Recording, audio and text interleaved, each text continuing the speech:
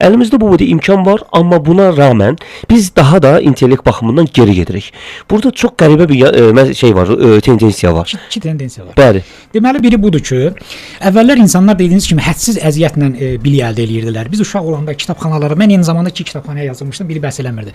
Ensiklopediyalar alırdıq, elmi jurnallar, qəzetlər, o vaxt yeri gəlmişkəmizdə Elm və Həyat jurnalı var idi, Moskvada Narkotik jurnalı var idi. Azərbaycan jurnalı var idi. Müxtəlif jurnallar var idi, elmi jurnal. Deməli bu zülmlə bunu əldə edirdik. İndi texnologiya elə bir dərəcədə inkişaf eləyib ki, dünyadakı bütün informasiya, bütün biliklər, bütün elmlər hər kəsin cibindədir. Bəli. Dünyada trilyonlarla kitab bir insanın cibində. Trilyonlarla kartın içində. Demək bu bilik əsridir, informasiya əsridir və istənilən insan çox böyük alim ola bilər, çox böyük texnoloq ola bilər, çox dərrakəli şəxs ola bilər, nələr yarada bilər istəsə əgər. Sadəcə biz enerjimizi buna yönəltmirik, tənbəlləşirik və nəticədə nə olur? Bizim öz qabiliyyətlərimiz körşalır. Biz əvvəllər informasiyanı beynimizdə saxlayırdıq. İndi hər şey internetdə var deyə lazım olanda tez ora yazırıq falan şey necədir? Orada məlumat gəlib. Deməli bizim beynimiz internetə köçür. Bizim beynimiz texnologiyaya köçür. Beynimizdə proseslər yetmir. Beyin yeganə orqandır ki, işlədikcə cavanlaşır. Digərlərindən fərqli olaraq beyin tutumu yoxdur. Heç vaxt yorulmur. Necə işlətmək olar? Nə nəzərdə tutursunuz? Fasiləsiz olaraq analiz eləmək, düşünmək, informasiya qəbul eləmək, emal eləmək, yaradıcı nələrsə fikirləşmək, düzəltmək, axtarış eləmək. Yəni beyin fasiləsiz olaraq işləməlidir. Düşünmək beynin məşqidir deyək. Bəli, məşqidir və beyin yeganə orqan 24 saat yatmır. O biz yuxuda olanda da beyin istirahət eləmir. Beyin öz fəaliyyəti ilə məşğuldur. Ya yuxu görür, ya orada məlumatları analiz edir, rəflərə yerləşdirir, alt şura, üst şura, nə bilim orada baza formalaşdırır. Ürəkdir, beyindir də əsas. Əsas beyindir. Bəli. Deməli beyin idarə etmə mərkəzidir. Bütün yaddaş, informasiya orada bizim yadımıza düşməyən məsələlər də yaddaşımızdadır əslində. Biz anadan olandan bəri saniyə-saniyə bütün gördüklərimiz, eşitdiklərimiz, ətrafımızda baş verən hər şey beynimizdə həkk olunub, zapis olunubdur bu. Bəzən hipnoz vəziyyətlərində insanlar onun hamısını xatırlayırlar. Deyilənə görə hansısa hədisdədirmi, Quranın hansısa ayətindədirmi? İnsan beyninin tutumu 300 milyon nə qədər gigabayt nəsə belə bir şeydir. Bugünkü elmi məlumatlara görə 2,5 milyon gigabaytdır. Bəli. Bu təxminən başqa formada deyirlər ki, 3 milyon saatlıq video filmin izlənməsinə bərabərdir. Bu o qədər nəhəng bir yaddaşdır ki, hələ bu bilinəndir. Mən əminəm ki, bundan 1000 dəfələrlə çoxdur. Bugün deyirlər ki, beyin kainatdakı bütün informasiya həcmindən çox tutuma malikdir, çox imkanlara malikdir. Bütün kainatdan təsəvvür edirsiniz. O zaman biz işlətmədikcə paslaşdırırıq beynini, sonra deyir ki, mənim tutumum bu qədərdir. Ehtiyac görmədiyi şeyi beyin rədd eləyir. Tutaq ki, biz bir şeylə maraqlanmırıqsa, o bizim maraq dairəmizdən çıxır, beyin onu silir. O informasiyanı alt rəflərə atır. Çünki görür ki, o bizə həyatda lazım olmur, biz ona marağımız yoxdur. Ona görə bu dərəcədə əlimizdə informasiya varkən biz bundan niyə istifadə eləmirik və özümüzü körşaldıb hər şey internetə etibar eləyirik. Bir anlıq internet kəsiləndə, elektrik kəsiləndə biz boş qutuya dönürük. Yəni biz bioloji varlığa çeviririk. İnsan ikili varlıqdır. Təkcə bioloji varlıqdır, həm də ruhi şəxsiyyətdir. Bütün informasiya bu yaxınlarda elmi sübut olundu ki, informasiya maddi substansiya deyil, bioloji varlığa aid deyil. İnformasiya energetik, ruhi enerjidir. Bu tamamilə qeyri-maddidir. Yəni biz bunu biz əgər belə deyək də bu dünyamızı dəyişərkən özümüzlə apara biləcəyimiz yeganə şey əldə etdiyimiz biliklərdir, informasiyadır. İnformasiya kainatda itmir, ölmür. Heç bir atom yoxa çıxmır, heç bir enerji yoxa çıxmır, o cümlədən informasiya yoxa çıxmır. Bu gün alimlər iddia edirlər ki, hətta 1000 illərdir ortalıqda səslənən bütün səslər havada gəzir, frekanslar formasında, 1000 illər qabağın. Bütün informasiyalar kainatda mövcuddur.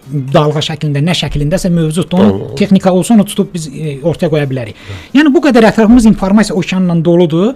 Biz bundan istifadə etmirik. Hansı cəmiyyətlər ki istifadə eləyir bu gün dünyada baxanda, məsələn Yaponiya, Çin və s. bu kimi ölkələrdə görün nə möcüzələr yaradılır.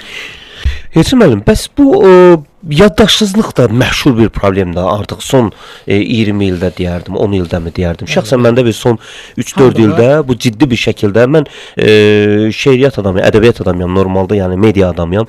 Əməlli başlı bazam vardı. İndi mən çoxlu yenə də eyni şeyləri oxuyuram, amma baxıram ki, əvvəlki ilə müqayisədə %60, %50% mənim yaddaş dərəcəm aşağı inib və bunu çevrəmdə olan hər kəsdən eşidirəm. Bunun nə ilə bağlı ola bilər? Sizə maraqlı bir fakt deyim. Deməli mən bu qədim dinləri, mifologiyaları, qədim ezoterik elmlərlə 30 ilə yaxındır maraqlanıram, öyrənirəm. Məsələn, Vedalar çox nəhəng bir elmi fəlsəfi biliklər külliyatıdır. Həddindən artıq nəhəng bir külliyyatdır Hindistanda, Tibetdə, Çində. Deməli bu 5000 il qabağa qədər bu qədər böyük nəhəng biliklər toplusunun söhbət milyonlarla, 10 milyonlarla cümlədən gedir, cümləli informasiyadan gedir. İnsanlar beynində saxlayırdılar şifahi olaraq. Nəsildən nəsilə ötürürdülər. Ustad-şagird ardıcıllığı ilə bütün mənəvi dəyərləri, bilikləri, dini informasiyaları, yaradılış haqqında elmləri, həqiqətləri bir-birinə şifahi ötürürdülər. Ustad ona şagirdə əzbərətdirirdi. O. Amma müəyyən dövrlər keçdikcə gördülər ki, dünyada proseslər dəyişir, nəsə baş verir, insanların yaddaşı azalır, ömrü azalır, artıq yazılı ehtiyac yarandı yazılı məsələlərə. Amma buna baxmayaraq, sonrakı dövrdə elə Quranın da çoxlu hafizlər var idi, milyonlarla əzbər bilirdilər Quranı hərf və hərf. Bu gün də var. Yəni insan beynində belə bir imkanlar var. İndi təsəvvür edin, bunlar hamısı nə deməkdir? İnsan təbii bioloji həyat yaşayanda beyin hədsiz imkanlara malikdir. İstənilən informasiyaları milyonlarla beyinə doldursaz da o yorulmaz, tükənməz. Sadəcə biz həyat tərzimizi dəyişmişik. Son dövrün insanları texnologiyan həyat tərzinə keçib. Biz yuxu sistemini pozmuşuq. Bioloji saatla yatıb durmuruq. Biz süni qidalanırıq. Biz daim stres altındayıq. Biz insanlarla normal ünsiyyət saxlamırıq. Biz təbiət qoynunda gəzmirik. Hansını bildim? O qədər şey saymaq olar. Biz süni dərmanlarla bədənimizi zəhərləyirik. Biz negativ düşüncələrlə o da təsir edir. Qazanmaq, daha negativ. Çox, bəli, negativ nə? Mübarizə, maddi mübarizə üzərində qururuq həyatımızı. Yəni daha çox qazanaq, vəzifədə irəli gedək, başqalarının olmadığı şeylərə sahiblənək. Mənfi, negativ informasiya beyni yorur, məhv eləyir. Təbii ki, yaddaş da itəcək, düşüncə də zəifləyəcək və zombiyə çevrilir insan. Artıq beynin əsas məsələsi onun informasiya tutumu deyil. Əsas o informasiyanı analiz etmək qabiliyyətidir. Ona görə dərrakəli insan çox informasiya malik olan insan deyil. Dərrakəli insan lazımlı qədər informasiyanı analiz edib həqiqəti tapan adamdır. İndi beynə bu dəqiqə məsələn mən bir köşə yazısı yazmışdım bu yaxında ki, oxumayın.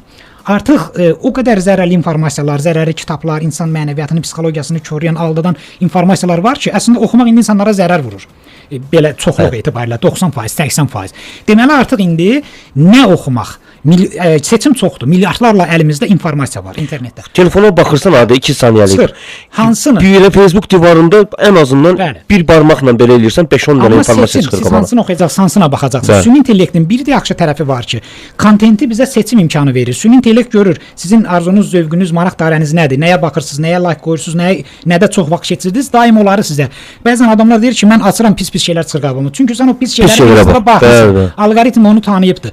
Deməli insanlar əgər istəsələr, öz sağlam şuurda olsalar, daim onlara süni intellekt normal şeylər təqdim edir. Mən məsələn bir neçə elmi videoya, məqaləyə baxan kimi bütün şəbəkələrdən üzərimə elmi məlumatlar yağır. Haran açıram elmi məlumatlar çıxır.